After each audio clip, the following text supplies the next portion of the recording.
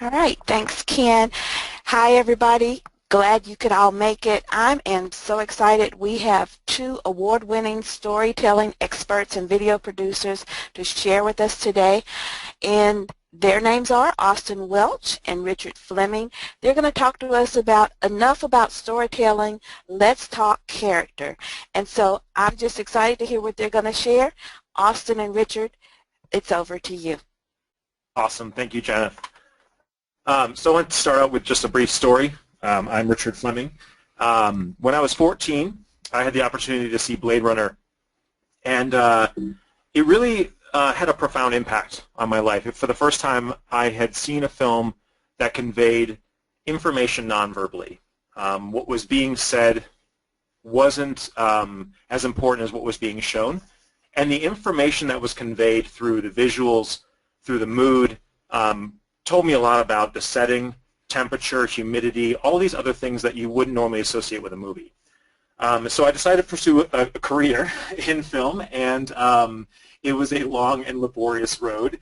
But I basically went to, fast forward 10 more years, I am in the professor's office asking him, how do I get started? I want to make a movie. He gave me contacts with a production company out in Chicago, and I called him, and in 10 or 15 minutes I laid out my passion and how my ideas were so unique, and I was going to change the world. I had all these things I wanted to say. And he says, okay, sounds great. Where is your script? And I just was completely confused, like, oh, right, you have to have a finished product. So I basically asked him, well, would you have resources for me to write a story or format a script, because that's unfamiliar for me. He gave me a bunch of books, and most notably Sid Field's The Art of Screenwriting, The Craft of Screenwriting. And I realized that this book often, it looked something like this. It was very rudimentary, broke things down into a 3-act structure, having a beginning, middle, and end. The problem with it, though, is that it didn't really tell me how to write my own story. It was more or less a reverse engineering of great stories and then kind of mapping the structure on. So we're all kind of familiar with this process. The problem is that like these terms don't really mean anything when you're building it from scratch. If you have some guy who's hanging off of a cliff, is that rising action or falling action or crisis? And so what we're trying to achieve in this particular seminar is a more organic approach to telling your own story, and particularly mapping it into a training or business objective. So the reason that this is so important, and that story is so important to us, is that we hold information in narrative forms.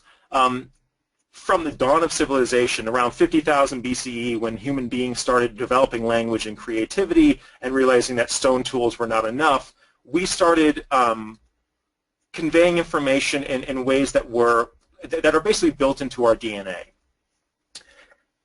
So the problem that we're kind of dealing with right now is that when you look at the training landscape, the majority of what is lost is the clear objective to what the training is and linking it back to forms that are conducive to how human beings learn. There's a lot of information that's conveyed in a story versus just telling somebody what to think or what they're supposed to do. So in his book, Guns, Germs, and Steel, Jared Diamond talks a lot about the Papua New Guinea tribes. And this tribe, so there was one experience he had where he's traveling along a forest route with them, and there's some internal conflict with 2 of the tribes, so they can't go there because they're currently warring. They have to divert, and they go way off. They're out in the woods for hours, and they start getting hungry. So one of the tribesmen goes and collects a bunch of mushrooms and puts them in a basket and brings them back. And Jared Diamond, being a Westerner, is thinking a lot of botanists don't even know the extent of what mushrooms are poisonous. It seems like, given that only 15% are edible, probably not a good idea that we eat them. So he voices his concern about eating poisonous mushrooms, and the tribes people are livid. And they respond by saying, there's no way we wouldn't know that these are edible. Like, I could tell you where this grows, what part of the tree, what it's best with, what time of year. All the information that they have is conveyed through them talking about the flora and the fauna in that area. Share stories about mushrooms and where this goes. So I'm hoping that what we can try to achieve here is to reinvigorate the myth structure or the narrative structure in training, and specifically doing this through character. The reason that we are focusing on character is that because as human beings, how we interact with each other, how we make sense of the world, is by trying to explain motivation. And so this is such a strong urge, such a strong kind of tendency for us that we will map on a narrative to things where they don't make sense, where there actually is no narrative. So I want you to take a look at this video, and I want you to pay attention to what's happening. And if you can, just like briefly jot down in the comments section what you think is going on. There is no sound, by the way.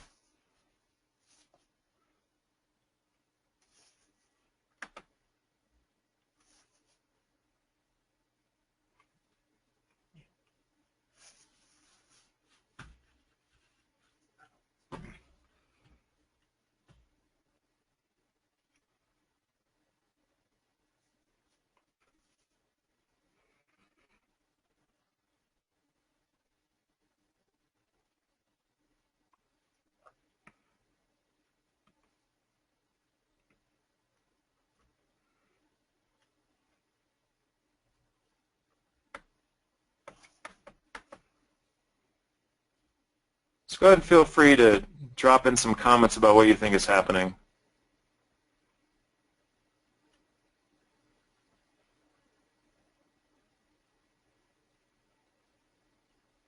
Can you expand that?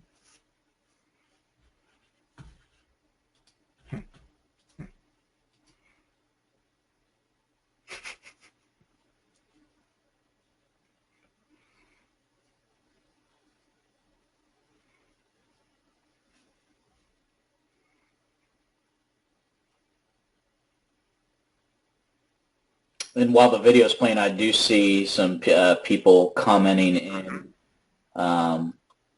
here, objects being moved in and out of a gate. That was from Angela. Let's see. John was saying dot is eaten, then thrown up. Triangle is thrown up. Meg is saying the triangle is finding a way in and out of the box, and the triangle would like to catch the circle. We even had a comment from Janet, something being thrown down a chute. Oh, whoops, from John, triangle gets its revenge by blowing up box. So these are great. So this study was done by two psychologists in 1944, and what I find interesting is that I think Angela's comments are basically about objects being moved in and out of a gate. Out of the 32 people that saw this at the time, only 2 of them saw moving shapes. A lot of them saw a story. They saw an abuse story of the big triangle being a bully. They saw a broken romance of the big triangle being cheated on. And so, not to get too Freudian with us here, but it's just interesting to see how we connect information in this way, where these are just shapes moving around, but they have some relationship because we can identify with them. So part of the reason that we formed this business, Sage Media's motto was to show, not tell, is that because we saw a lot of really bad training films. When we talk about doing sexual harassment or compliance or sales training content for our clients, often what's out there on the market is exceedingly bad. And I think the question for us was to find out, why is that? Like does this even work? So this was the impetus behind forming our business. So I'm going to have Austin talk a little bit more about what stages of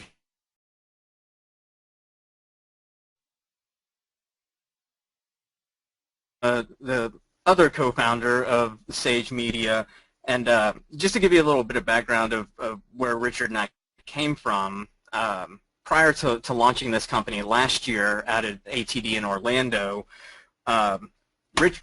whoa, and I'm dropping stuff here. Richard and I actually had 2 different companies here in the Denver area specializing in advertising and marketing. So we had this long history of influential storytelling, of figuring out how can we create stories that sell products or services, and that was kind of our introduction into video production. we started doing some training films, and we were fascinated with the industry. The clients that we work with are some of the coolest clients that we've ever worked with, because they have really creative issues or really unique issues that need to be resolved, and they're open to creative problem solving. So we had executed some of these training films. The results were really great. We were getting good feedback, and so we started doing more and more research into, why were people liking these particular training films so much. And like Richard said, we were finding lots of the content out there was just, it was so flat. The art direction, the acting, the stories, everything was falling flat, and it was very unbelievable. Which drove us to the next question, which is, are trainers truly interested in modifying behavior, or are they just checking a box to say, yes, we have a sexual harassment training and we are now legally covered, or we have a leadership development program and now that box has been checked. And if that was the case, then there's plenty of content out there. That wasn't our goal. Our goal was to truly modify behavior via new media. So we hear a lot of people talking about wanting to change the organization, but there's not a whole lot of change actually happening. And the more we dug into this to find out, really what are we looking at here in the industry, we started doing some research on retention and found this shocking statistic that we're working within this multi-billion-dollar industry, and we're seeing that 65% of training is forgotten within 1 week.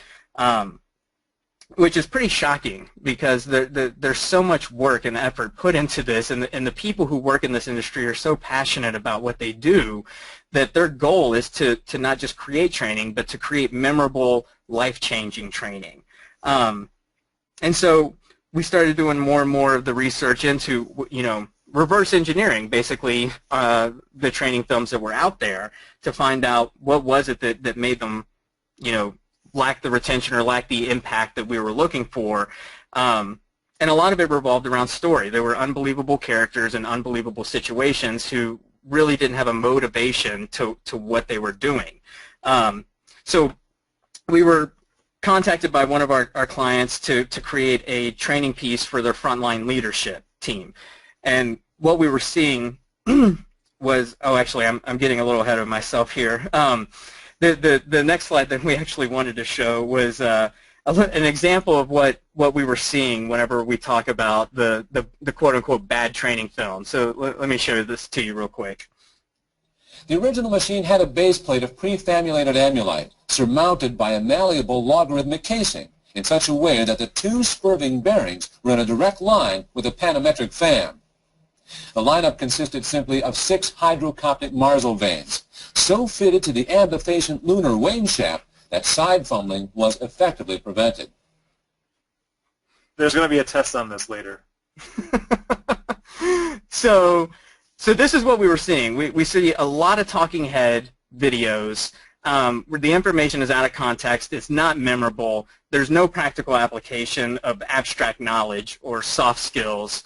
And from the artist side of us, what we see is that people are abusing the value of video by not maximizing what truly is here. Because with visual storytelling, there's so much value and there's so much nuance and subtlety that can be conveyed, specifically with soft skills, that we're not seeing happen. And for training to be sticky, you have to engage multiple learning senses. So although this video is actually satire, it points to a very real issue that we face. And often a lot of people think that simply using video or multimedia is the silver bullet for their training. And unfortunately, there's more that needs to go into it. And we're going to get into a little bit of some geeky stuff here real quick, but it's extremely important to how our brains work and how we process this type of information. Okay, so why isn't all video created equal? So there was a psychological study done recently that found that animated agents do not increase learning at all. So I really want that to settle in for a second, because that is, for all, and I apologize if you guys have spent money on whiteboard videos, but it basically deems them completely ineffective. And if you think about the whiteboard videos you've seen, how much data do you really remember?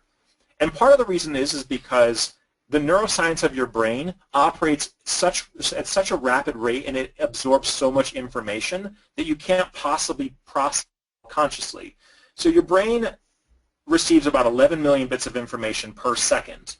That is translated into about 15 or 16 bits of information to your conscious brain per second. So that's 11 million bits reaching your subconscious to 15 or 16 reaching your conscious brain.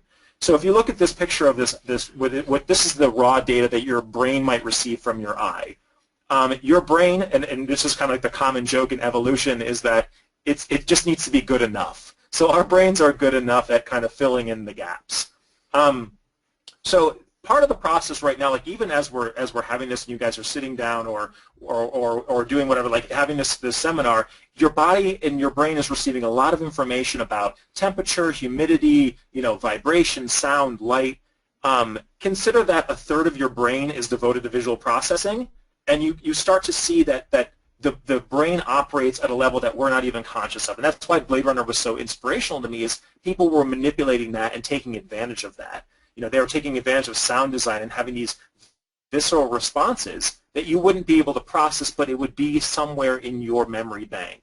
So we are so good at managing and reading faces that it's part of our DNA. In fact, babies who are born blind have the same facial expressions as babies who are born with sight, meaning that it's not something that we learn and to communicate, it's something that we naturally come with. So in talking about the raw data, there was a study that had a guy who suffered a stroke, but his optic nerve and his occipital lobe, the part of his brain that processes visual data, was still intact. They showed him pictures of different shapes and asked him if he could tell the difference, but he's completely functionally blind, so obviously he basically just would guess. The weird thing, though, that happened is that when they showed him pictures of angry and happy faces, he was actually able to detect the difference 2/3 of the time, even though he was functionally blind. And this speaks to the subconscious kind of portion of our brain that can recognize and read faces. So I'd say 9 out of 10 people could tell the difference between a genuine smile and a fake smile. So why don't you, in the comments section, tell me if the left or right image is the genuine smile. So which is the genuine smile, the left image or the right image for a genuine smile? Let's get a couple responses here. John, I'm seeing your comment about the you are kidding, right? What is the what was that in reference to? Oh, that was in reference. I answered it to him, guys. He was referencing the test. He was worried that you were going to be quizzing him. Oh. And I'm seeing a lot of people bop in with the right-hand picture, which is kind of where my eyes were going immediately as well. And I did see a hand up I was going to chase down. Jim, I'm going to unmute you if you want to chime in here. Amy also has a question. Go ahead, Jim.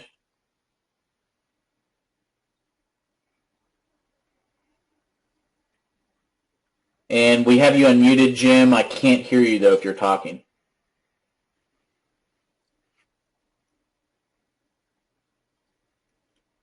I'm going to go ahead and assume that maybe there might be a mic issue on your end, Jim. If you want to pop it into the question area, we'll get you that way. Oh, I didn't get to do a mic test. Okay, we see that. So, yeah, pop in any feedback you have in the question chat area, Jim, and we'll make sure that Austin and Richard see that. Cool. So a little bit of the science behind this is the reason that the faces are the way they are is there's a group of muscles called the zygomatic major muscles, and they are resulting in like a tension underneath the eyes that kind of makes a false smile. But the genuine muscle group that's activated when you feel actual happiness is called the ocularis orbiculi muscle group. So the way that you can kind of trick your face, and actually if you guys are interested in taking good photos, I often recommend to people when we're doing portraiture to say words that end in like yoga or pizza as you smile, because it helps relax your eyes. That's the trick. So don't focus on saying cheese or words that tighten your eyes. You want to have a relaxed relaxed group of muscles around the eyes as you're smiling. So so yeah, I mean all of you guys guessed it correctly, which is the right. And so this is a testament to how, like, even though we can't explain it, subconsciously we know it seems more authentic and genuine. And I think that this is a really important distinction that we have, because when you hire actors, trained professionals, often we're trying to get them to genuinely feel an emotion that's real. And so it comes across in the training as being authentic. In fact, the last training we did for a metal manufacturing firm, they actually thought that we just took employees straight out of the shop floor and put them in the video. But they were that was the power of, like, our rehearsal. We have very, very good direction for getting these actors to understand the true motives of their character. And so that's kind of getting into the piece. So what does this translate to? So great. Okay, we have higher quality production value. Maybe it's a little bit more entertaining, but really, is that the key that we're trying to effect in terms of change? No. Actually, what we want are results. We want a different behavior. So adding multimedia to your training, instead of losing 65%, it becomes 83% more effective.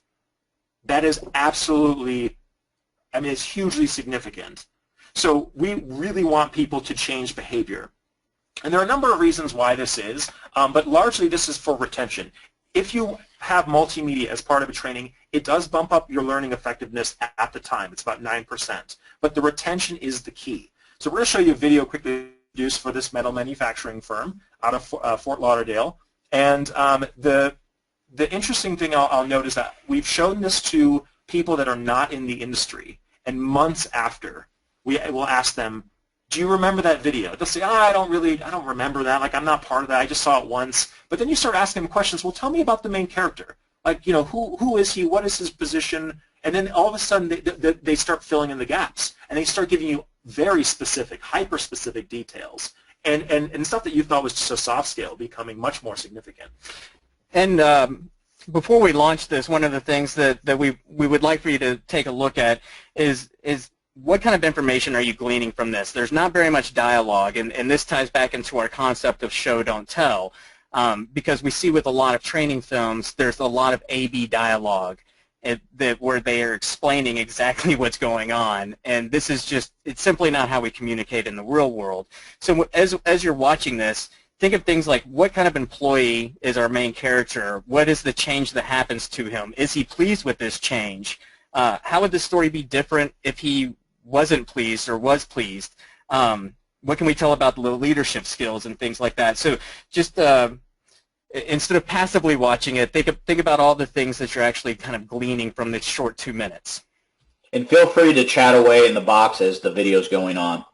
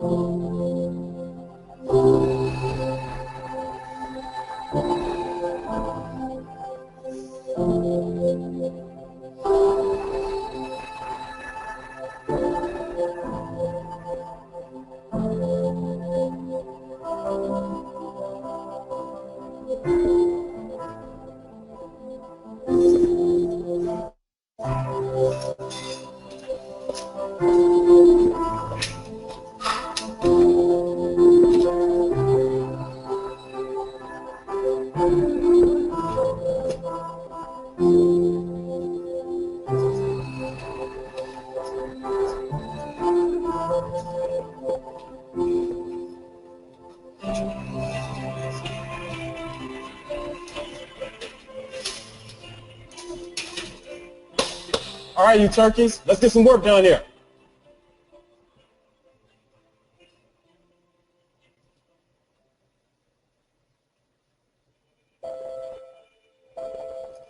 What are you doing? Why are you moving so slow? Come on, man. It's a precision part.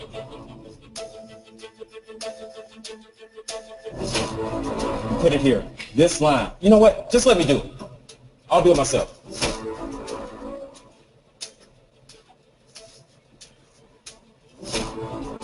Why are we even moving?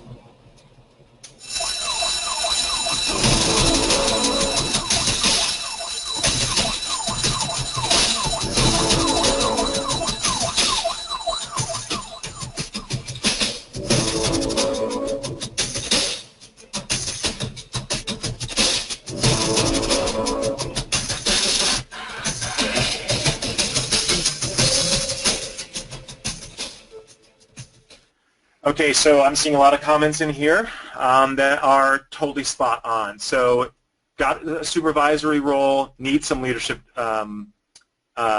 training. We've got, yeah, sorry, the video's a little choppy. My bandwidth's getting eaten up here.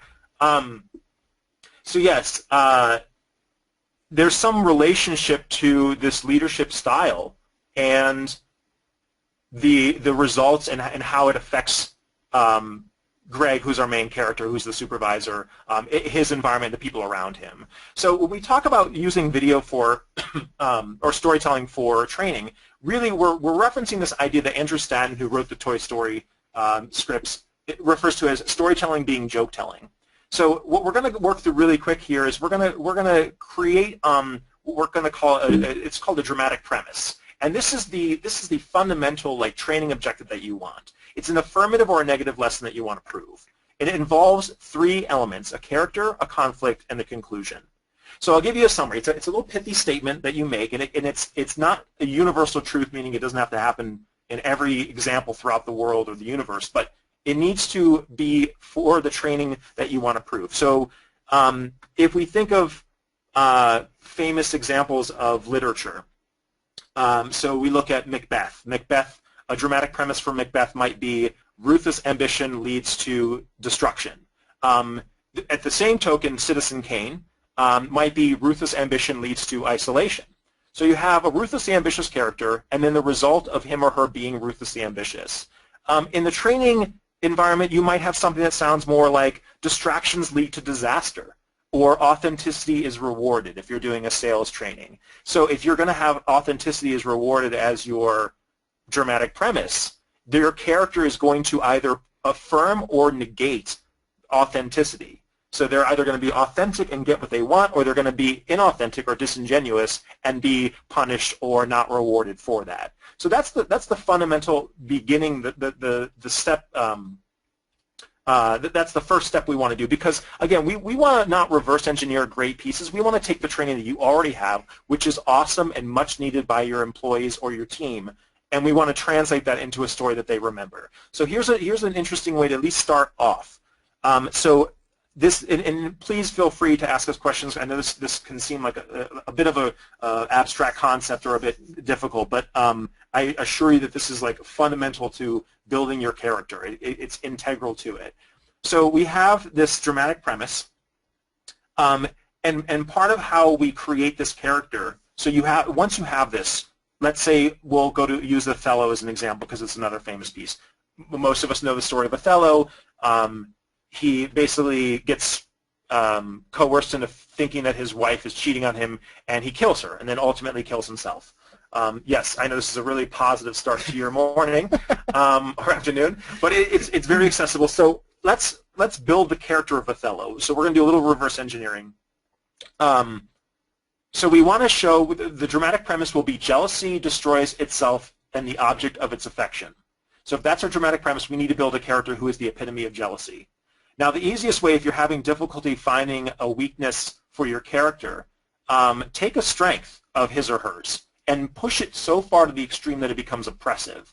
So if we take Othello, we could have him be, really confident and really affectionate, like he loves his wife. And if we bring his affection so far over, he's going to be jealous, different from envious, because he wants to protect other people from taking her, not what he wants someone else's woman. I mean, Othello really, when people talk about Shakespeare being a genius, I don't think they understand like the extent of his genius. I mean, everything that this guy did led you to one conclusion. And that's the thing with the dramatic premise, is you can only have one dramatic premise. You may have many themes, like, if you're doing the authenticity leads to reward dramatic premise for a sales training video, maybe you have themes of being relatable or listening, but that's not the fundamental cause. You want to create a line that says, this leads to that. It's a causal relationship between your character and the actions that they take in their world, the effect of those actions. So we've got jealousy, destroys itself, character, conflict, and conclusion. So now we've got our character. We've got Othello and him being a jealous character. The reason that this is interesting to us and why this sticks is because we're constantly trying to make sense of the world through a motive. And so if we're asking the question why, we really want to be answering it. And this is part of the problem when you think of like cheesy horror films, that they always have some like, they always have some like answer that never gets, some question that never gets answered. So, you know, Jason Voorhees, like he's killing teenagers. Why? Like they give you some like little wrapped up ending, but it never feels fully like explaining the reason that that you want. And this is like the problem with a lot of Hollywood films, is that they don't address the larger need. So when you're creating a weakness for your character, that weakness has to be not only a psychological one, meaning that it affects him or her personally. You know, like Tony Stark in the Iron Man movies, he's dealing with anxiety and alcoholism or whatever. But it has to be a moral problem too. It has to affect the rest of the world, or specifically the rest of that person's environment. So in the case of our video, Greg's actions don't just affect his managerial style. Doesn't just isolate him, even though it does physically isolate him. He's standing in the middle of the shop floor, and everyone else is gone away from him. But it also harms his team.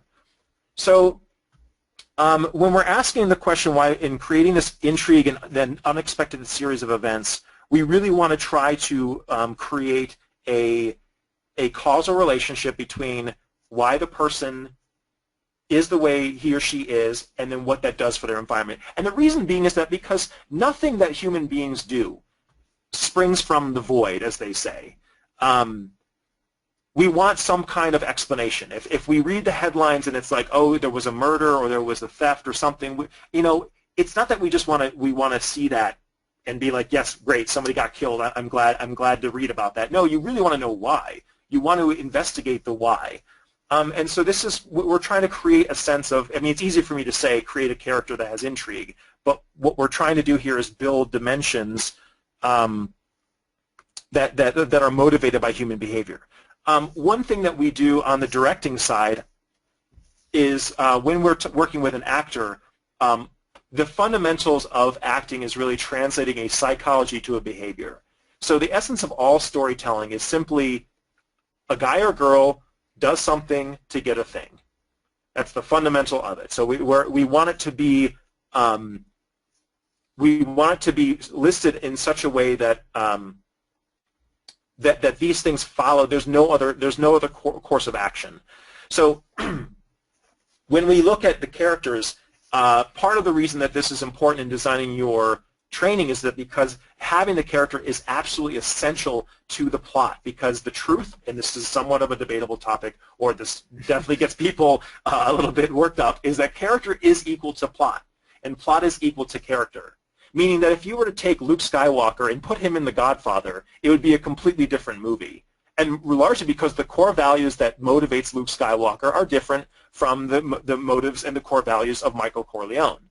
And so the reason that it happens is because it is Michael Corleone. Same thing with Hamlet or Macbeth or any of those characters. That's why they stand the test of time. And the truth of this is that well, I'm not asking you guys to write Shakespeare. But what I am asking is for us to consider that storytelling, good storytelling, isn't impossible. It's not a holy grail. It's just a little bit of work. And so how we build these characters, how we build this character into the plot to make him or her integral to the story is you want to start with what we're calling the three ontological dimensions of character. These are pillars of you know, the stool that supports a strong character and thus a strong plot. And those are a person's sociology, their psychology, and their physiology. So we'll start first with their sociology. Should we go ahead and address these questions now, Ken? I was trying to break in, but you guys had such a flow going, I didn't want to interrupt because John's made some he's made some interesting comments that really connect to some of the things that you were saying. If you want to jump in on some of those. Okay, so John, your first question is yes. The stories, if the training program has one core objective, yes. The dramatic premise is really your core objective that you want to teach. So every scene in your training film or in your writing should absolutely reflect that one dramatic premise. And you know, a great way, and when you're writing this, is to say if the scene does not support that, then you get rid of it. So basically, we break up movie scripts and stories and trainings into two elements. The character has a life need. It's the thing that he or she wants most in the world. Each scene has a scene need, and that scene need must either move that character closer to their goal or further from their goal. So if the scene does neither of those, we say toss it. So getting back into the sociology and the ontological dimensions, and I'm going to recommend these movies because if you guys are looking for something cool to watch, this is like, some of these are my favorite films. So this is Yvonnes Childhood. It's a Russian film from the early 60s. And the interesting thing about this piece is how it illustrates sociology is you have this 12-year-old boy who's acting as a spy on the Germans for the Russian army. And I remember there's a scene where he's in the bunker and he's playing with this little bell and they're getting bombed. And the commanding officer runs in to check on him and he runs in and sees him, startles him from playing, and he says, "Are you okay?" And the kid looks him straight in the face and says, "Yeah, I'm not afraid of dying."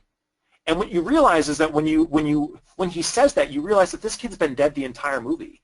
Like he's a shell of a person who is not allowed to grow up. His future is limited by the sociological elements that oppress him. And so how we translate this to a training environment is that imagine being a transgender or a gay salesman in the Bible Belt versus a creative agency in New York. Are there difficulties that are inherent in that? And you know, without trying to stereotype too much, that we're really just trying to illustrate a point here. It definitely would affect their values. So if the how does being born wealthy affect someone's motivation versus being born poor? If you have a Paris Hilton type or Batman, you know, like Batman's been enabled because of his wealth, whereas Paris Hilton may not feel enabled. And these are things that they're one contributing element. It doesn't define a person, but it's one thing you say if you're building drama. Because again, this is not supposed to be a total reflection of life. You wouldn't necessarily judge someone based on, you know, their background, you know, were they born poor or wealthy. But in drama, it's helpful to create realism around this because it's already been set. The story has already happened.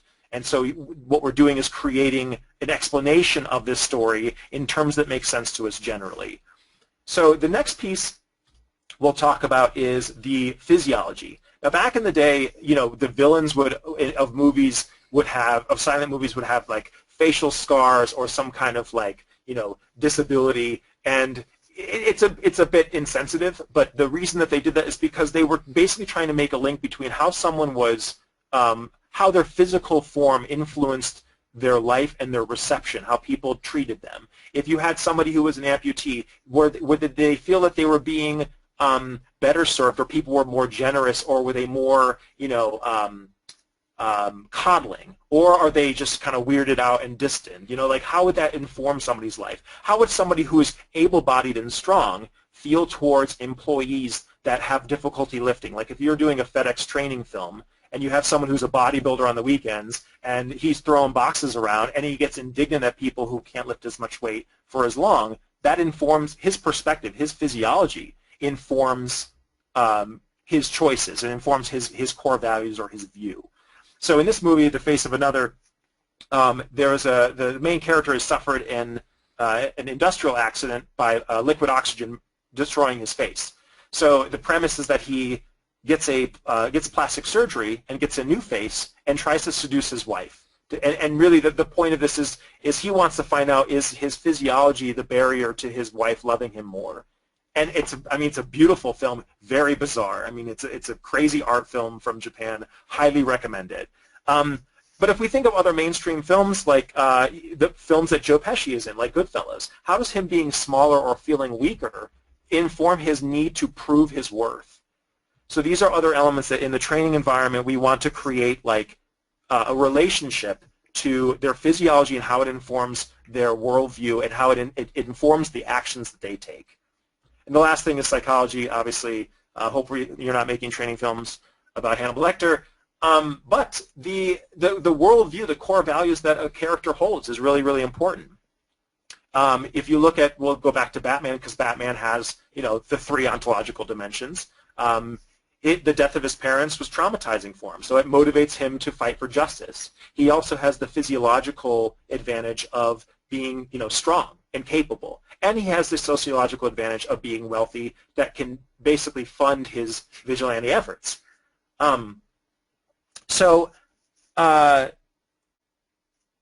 This is the one aspect that's most overused or most utilized when explaining a character's motivation. We do a lot of stuff for the UFC, and they had an event down in Houston where they played these little expose, little mini docs about the fighters. And the fighters would say things like, oh, like I was bullied when I was a kid, or, my teacher's really mean to me, and my dad left me, and all this stuff that kind of explained why they got into fighting. But no one talked about how maybe that their physical ability to recover faster than other athletes motivated them to be better fighters. I mean, there are other elements to make a stronger character, so you want all three. And the one example I often reference because I think it's such a perfect character study is Oedipus Rex. We all know the story of Oedipus, who sleeps with his mom, kills his father, and then has to gouge out his eyes and wander the earth. And it's a pretty depressing story. But if we analyze that from a perspective of the dramatic premise into his three ontological dimensions, we see a near perfect character. So the dramatic premise is that pride leads to downfall. So Oedipus is a prideful character. He's so proud that he refuses to see the truth. So his upbringing, being cast out by his parents, they bind him by the feet and throw him out to die, and they're royalty. So they cast him out to die. Another royal family picks him up. So he feels still the entitlement of going from one royal family to the other, but he was an outcast. He was rejected. The physiology, his name, Oedipus Rex, actually translates to swollen foot, because he has a deformity from being bound by the feet. So his physiology, him walking around with a bit of a limp, informs him feeling that sense of injustice, and then his psychology of feeling that he has a right. He has the right of way. When he meets his father at the crossroads, says, I'm not passing, and he ends up killing his father. And to the extent that he's so not wanting to see the truth, that's why he gouges out his eyes. I mean, it's an extreme example, but I think it perfectly illustrates how each of these elements, these ontological elements, informs the character and helps support the dramatic premise. So how you tie this into your the rest of this training is that we're going to go into answering a couple quick questions, and these are basically for you to create a roadmap based on the ontological dimension. So after you've built your character, and we've got a nice strong character with a weakness, a strong weakness, we need to develop a need that the character, once they get, will achieve their goal. So in Gregory's example, his weakness is that we take his strength. So his strength is that he's really good at his job. He's devoted, he's focused, he's concentrating, he's a great employee. He wants to be the best manager ever. The problem is that his psychology and to think that he is he's got to try hard, he's got to manage hard. And we all know people like this, right? Like these dominant personalities that are like, I just need to micromanage and do things myself if I want them done right. So weakness is that he tries so hard he forgets to delegate. He forgets to let his team, to empower his team to do their own natural gifts, to exercise their own natural gifts. So his need is to get training and learning to let go and to manage properly. And that was the core of our training, was that he needed to admit his weakness and he needed to move on. Now, if you start off too soon with a need, the character should not know what the need is up front, because then the movie or the story or the training is basically over. They get what they want. There's no struggle.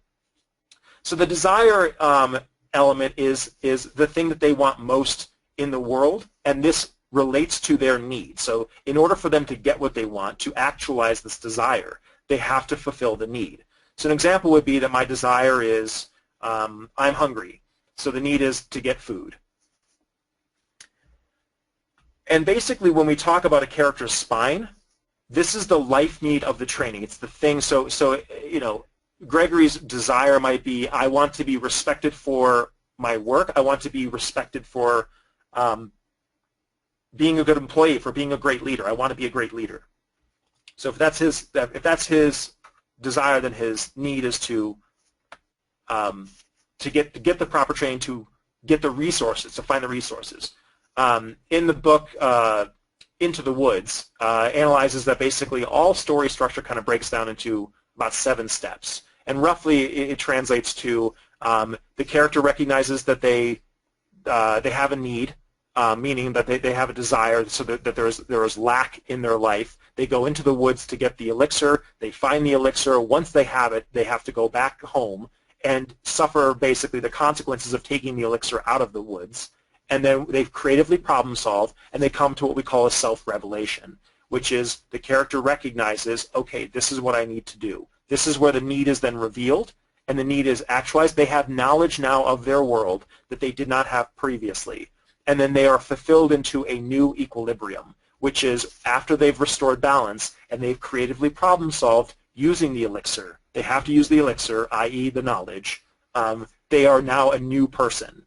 So when we go back to the concept of the dramatic premise, of it being character, conflict, conclusion, if we were to look at this from a more philosophical standpoint, it would be the Socratic method idea of thesis, antithesis, and synthesis, meaning you make a statement, you counter that statement, and between the statement and the counter, you create a new statement that can be reversed. And so the beauty of this is that you have endless opportunities of training with the same kinds of characters once they are built into your brand.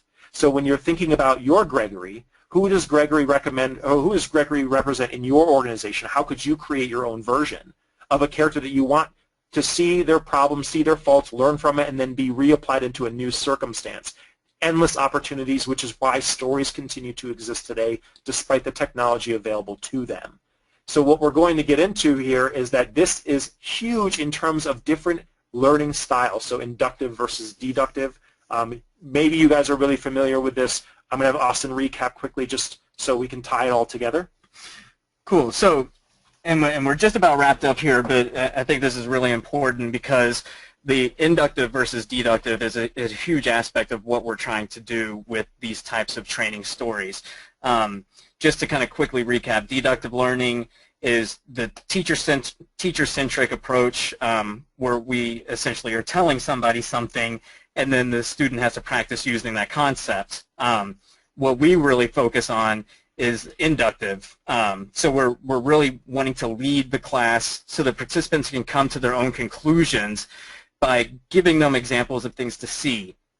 So this takes advantage of what the class notices, and particularly with soft skills, because we're looking at more abstract and difficult to convey types of information. But we want them to ultimately draw their own conclusion, tying back to the show, don't tell concept that we talked about earlier.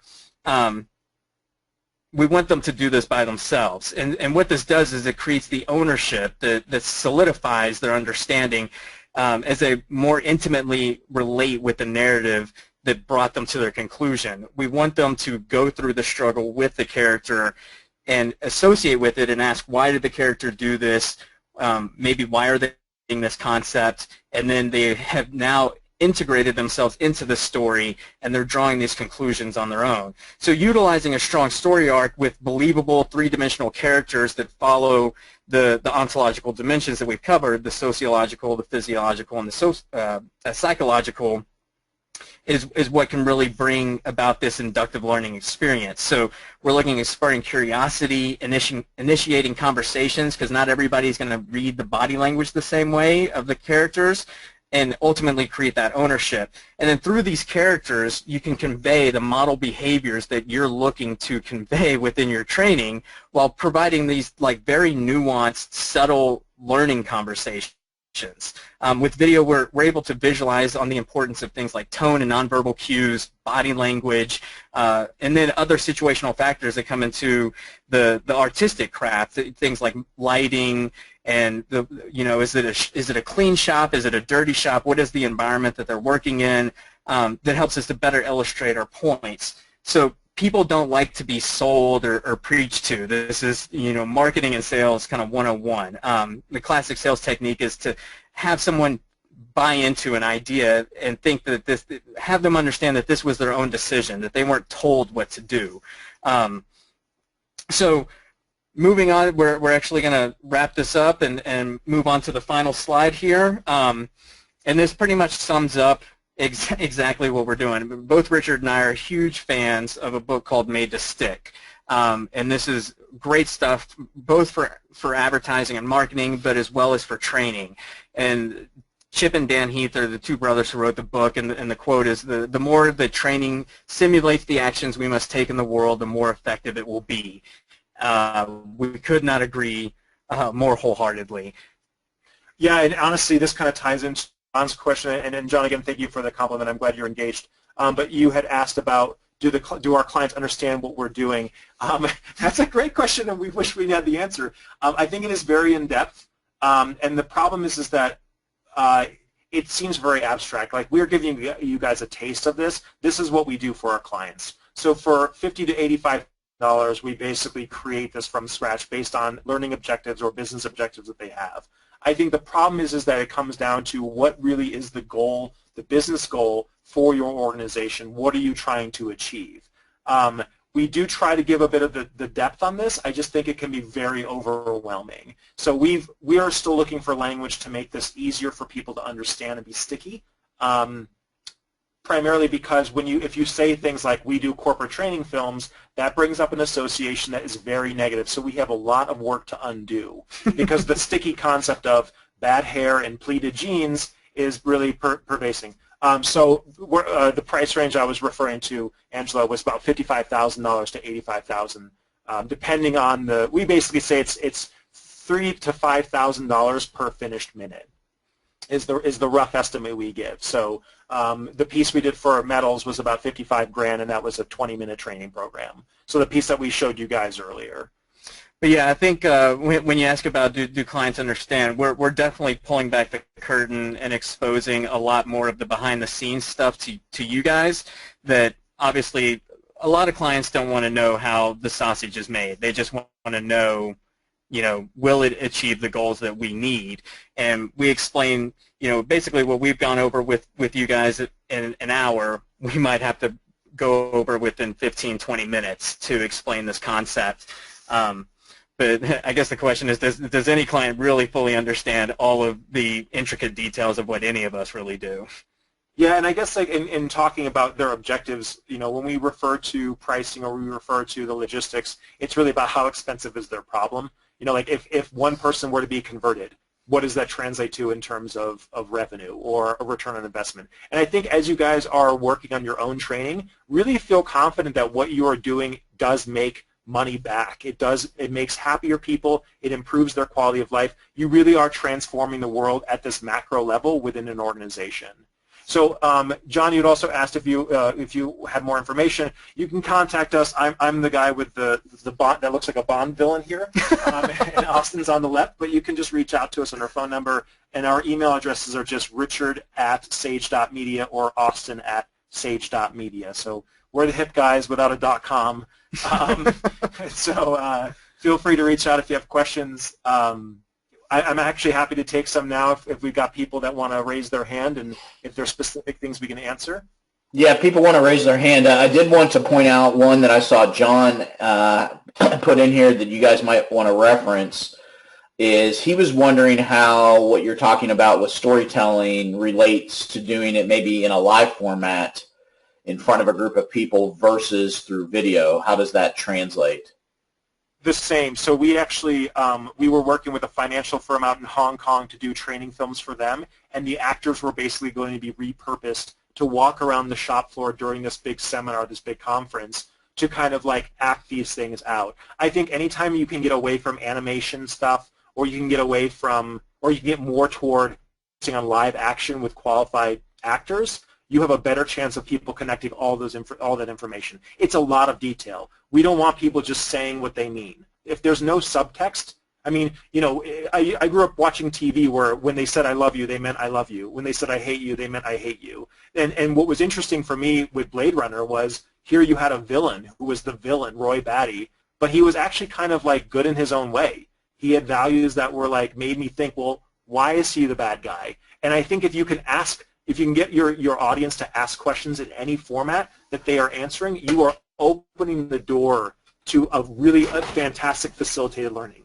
I mean, our video for the metal manufacturing firm was really to engage conversation, because people might have different viewpoints. They might think, well, I think Gregory is just a bad manager and should be fired. And other people are actually true. And they start asking questions about, well, what's the best way for us to approach this? And they start creatively problem solving immediately after watching the video. And that's the power of what we feel is the real power and the success story. So we got a question here, how much from the creativity comes from you guys and how much from the clients? So we were given an outline for the medals piece that basically said, here's our day-and-a-half training, here's the schedule, here's a rough outline of what we want to cover for scenes, and we build in the rest. So we wrote the script from scratch and created the characters based on archetypes that they had in their company. So they had, a manager promoted. They had a boss to him that she was like not seeing her flaws in the relationship and just thinking that there was a problem. So no one was the wrong person, no one was the right person. It was all very interesting, and they interacted with each other in a way that was consistent with the dramatic premise. All of them had a relationship that was a strong bond and helped reinforce the learning objective. So if you came in and just said, here's the learning objective, we want to tell a story about how authenticity is rewarded, we can build a drama for you. At the same token, we can also take stuff that already exists and maybe spruce it up a bit if you'd like. So Jim also asked, is this using experienced actors on the client's site? This is using experienced actors. We have a range of calibers based on budgets, and these were not the client's facilities. Those were fake facilities that we staged to look like they were real. And you'd be surprised at how cost-effective that is. Any other questions? And while we're waiting, maybe Janet, you might have a few closing comments, and then we'll see if we can squeeze in another question here before we officially sign off. Okay. Thank you so much, Austin and Richard. I thought that was fascinating, and I think our audience really enjoyed it. We're going to have additional information coming from these two guys. It will be on the website, so look for that info, and they've already given you their phone number and their URL, so if you want to get in touch, please feel free to, and we look forward to seeing more information from you guys. Back to you, Ken. All right, I'm not seeing any additional questions, so I echo Janet. Very, very interesting presentation and information. Austin and Richard, thank you for spending time with us today with ATD Houston. Yeah, thank you guys so much for having us. It was a blast. Yeah, thank you. All right, well, we'll be signing off. Thank you, everybody. Have a great day. You too. All right, you too.